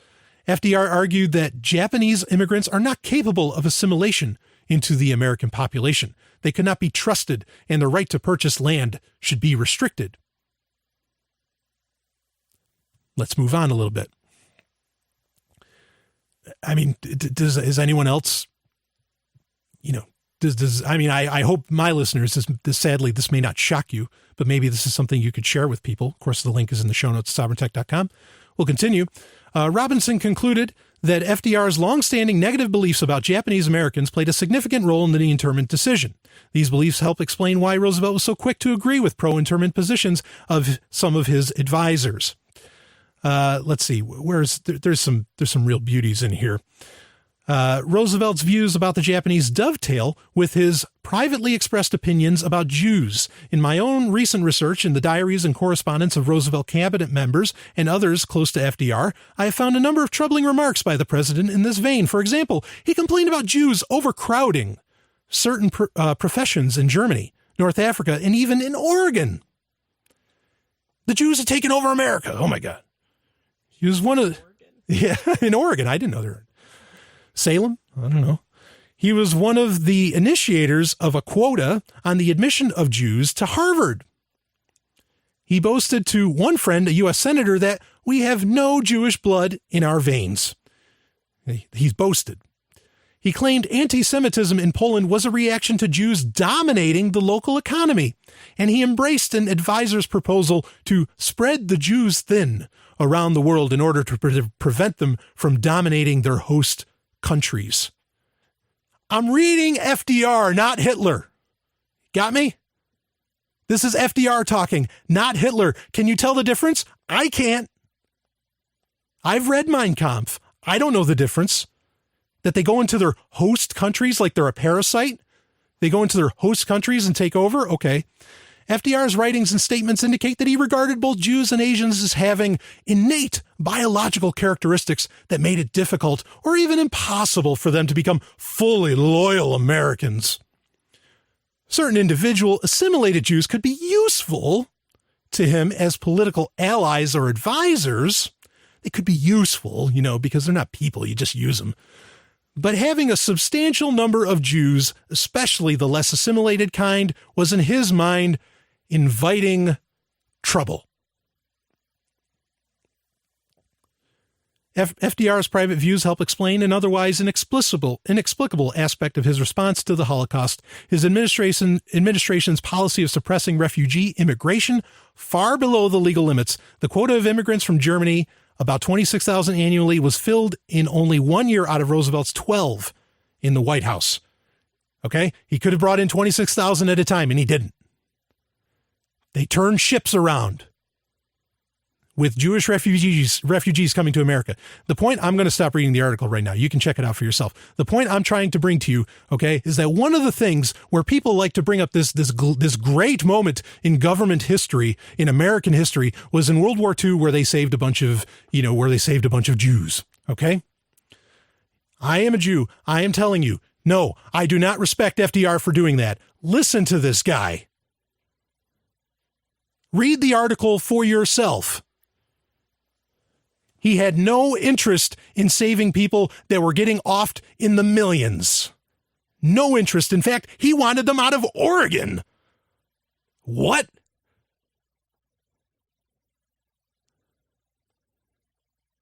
The heroism of World War II is a sham.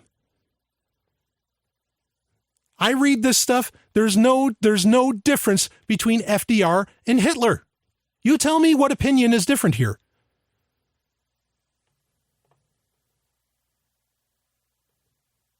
It's disturbing.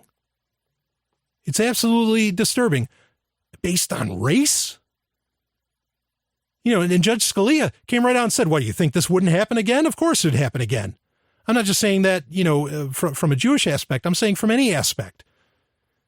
This is a court case that's coming back, saying, no, you know what? We had to lock up, quote unquote, terrorists before the Japanese. We may need to do it again.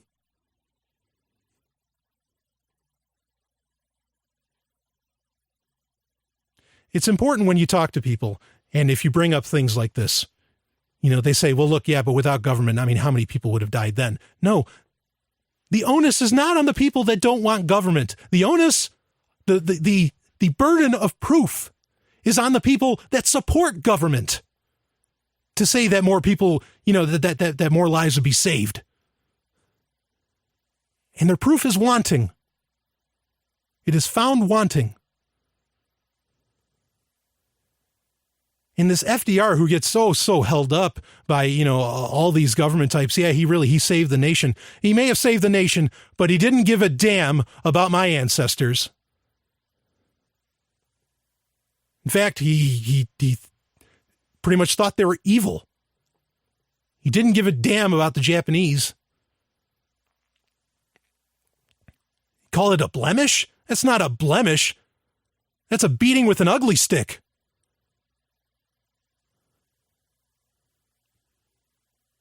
There's no more excuses for governments. They're gone. There's no more excuses. And there's no more heroes in politics either. Not that you needed this to know that. Anyway, let's have a good time at Liberty Forum. If you are going to be there, please say hi, and we can laugh and have a good time and not worry about such serious issues. Carpe Lucem. I'll see you in a couple weeks.